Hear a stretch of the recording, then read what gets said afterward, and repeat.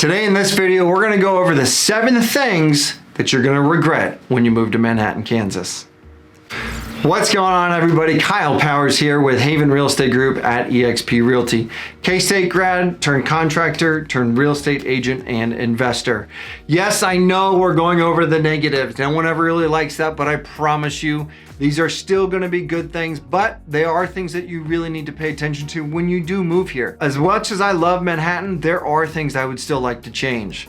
So let's go ahead and jump right into it. First thing on our list is going to be limited job opportunities. Yes, Manhattan does have limited opportunities for jobs when you compare it to the larger cities. We don't have millions of people or 500,000 of people. We have 55 to 56,000 people. Now, take some of those off for younger age kids. Now take some of those off for business owners. Now take some of those off for the big companies that are here. We do have the opportunities for it, but there are limited things to do.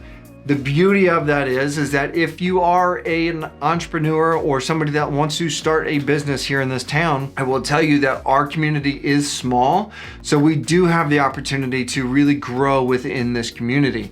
And what I mean by that is we are a very welcoming community that is looking to have good people working. So be a good worker, and I promise you can find some sort of a job here. Okay, so that's something to pay attention to. There are a lot of people here that find meaningful work while being a teacher, being in technology, being in healthcare system here. There's a lot of elderly communities. There's a lot of, and the hospital always needs good nurses, good doctors.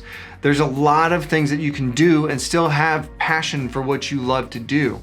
Again, I know of a lot of people that had a bike shop here in town, that they had just passion for riding bikes and working with people and doing all that stuff. You have that ability to come here and really dive in and know what you like and what you're looking for. So that's the first thing on our list. There's small, limited job opportunities, but they still can be good ones for you too. Second thing on our list is going to be the limited social scene.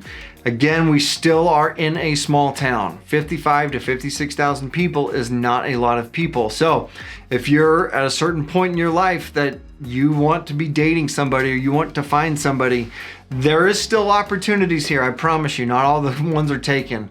I have friends of mine that are going through this right now, but the thing with that is that it is a limited pool of social things to do. So that's why if you get around and you find the right groups of people and the right things that you want to be doing, like-minded people, it's going to give you that opportunity, right? So you aren't going to have the nightlife that you would typically have in a Kansas City or New York City or in LA. You're not going to have that, right? So you have to kind of pay attention to where you're going and where you're spending your time. While that limited social scene is there is a big opportunity in a lot of the things that you may want to be doing.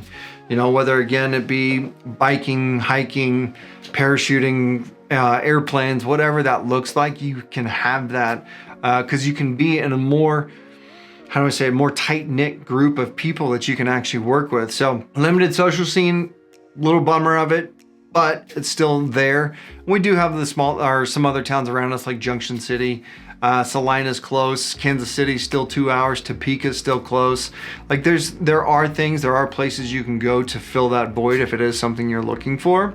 Just probably not going to be an every night or an every weekend thing, depending on what your lifestyle is. Third thing on our list is going to be the limited cultural diversity. And again, I'm comparing this to these larger cities, larger towns that you're getting into where you don't have that difference in cultures and difference in things that way.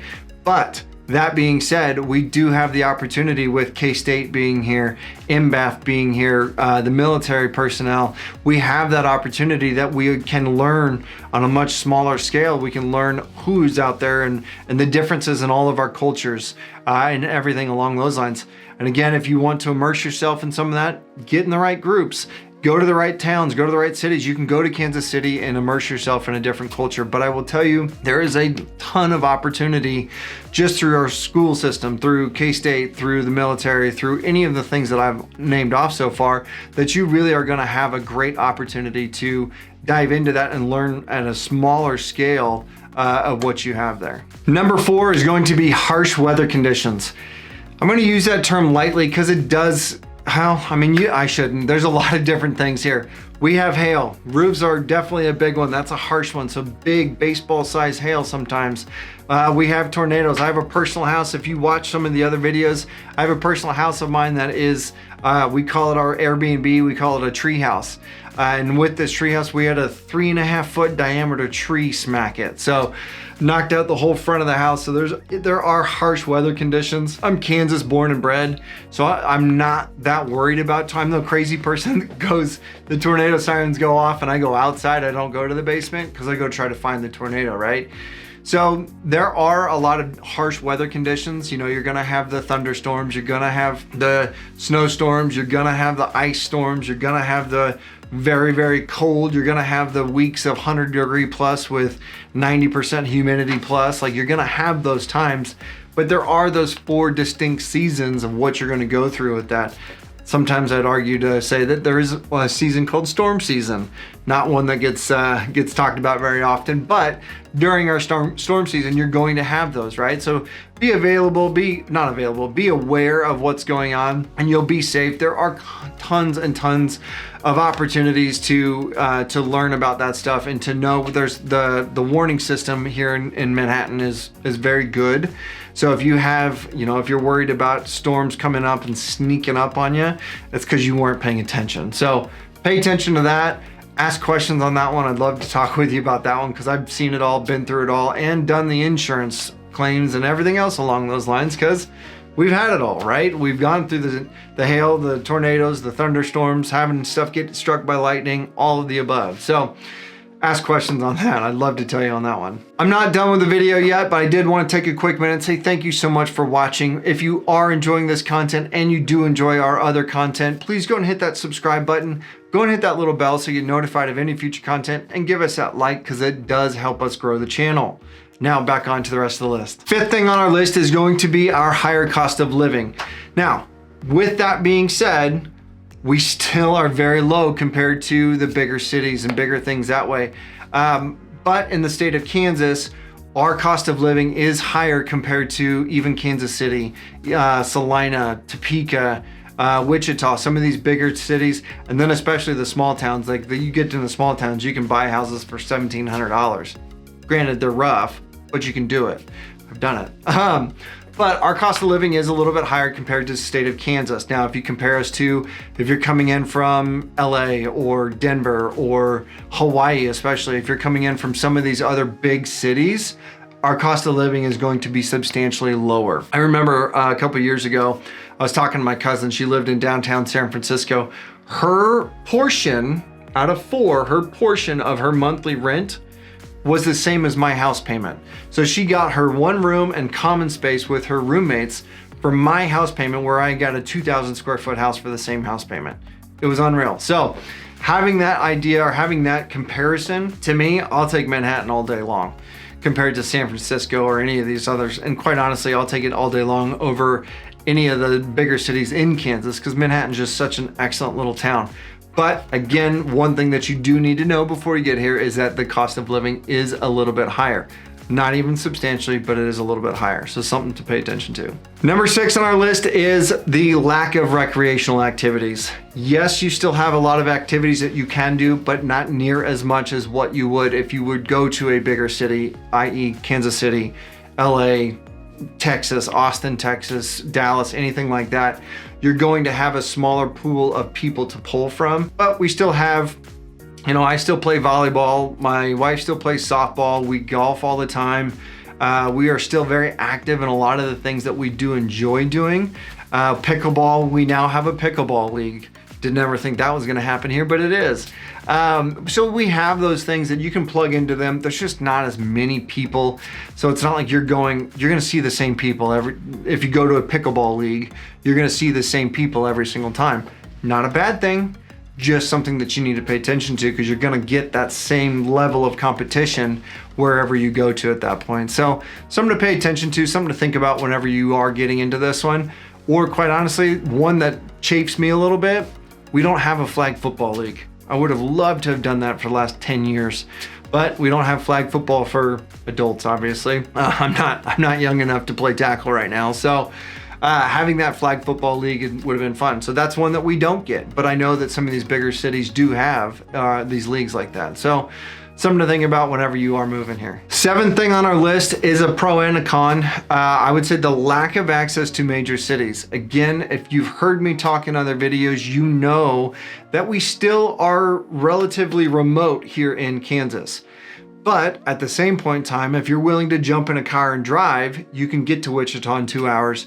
You can get to Salina in 1 hour. You can get to Kansas City in 2 hours. Like, you have access, but you still are remote enough. We're not merging with any cities, not yet anyway. Well, Amigo's coming, I promise. But here's the thing is that you still have access to that stuff, right? You still have the opportunity that you can do that. But here's the thing. I know for us, unless we're going to visit people, we don't go to Kansas City. My wife and I, our kids, it's a treat to go to Kansas City. We don't go there all the time because we don't need to. You know, we have a lot of things that we want to do. Obviously, if I'm going to watch a Chiefs game, different story.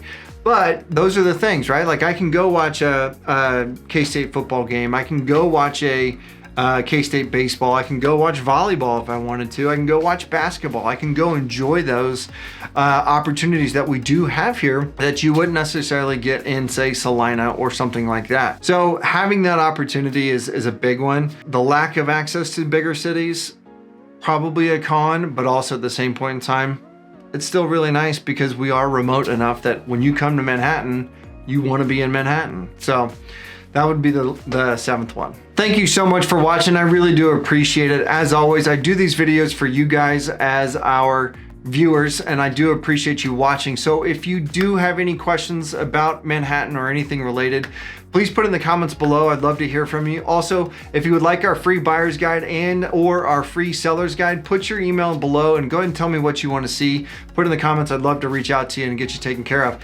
If you do have questions about buying, selling, investing, or anything real estate related, please reach out to me. My phone number is 785-477-5485, or my email is kyle@homesforsalemhk.com. And again, I want to hear from you. So if you do need anything from me, even if it's just questions, either put in the comments below or shoot me a text, shoot me an email. Let me know how I can help you in your transition into Manhattan. And I'm telling you, Manhattan isn't as bad as what we make it sound, right? So if you do need anything or if you have questions about it, go ahead and put anything below. Check out our website. Also, you can click below to enter into our newsletter. We do put one of those out on a weekly and monthly basis. So hope you're doing well. I hope if you need anything, reach out to me. I promise you I won't bite. And until next time, thank you for watching. We'll see you then.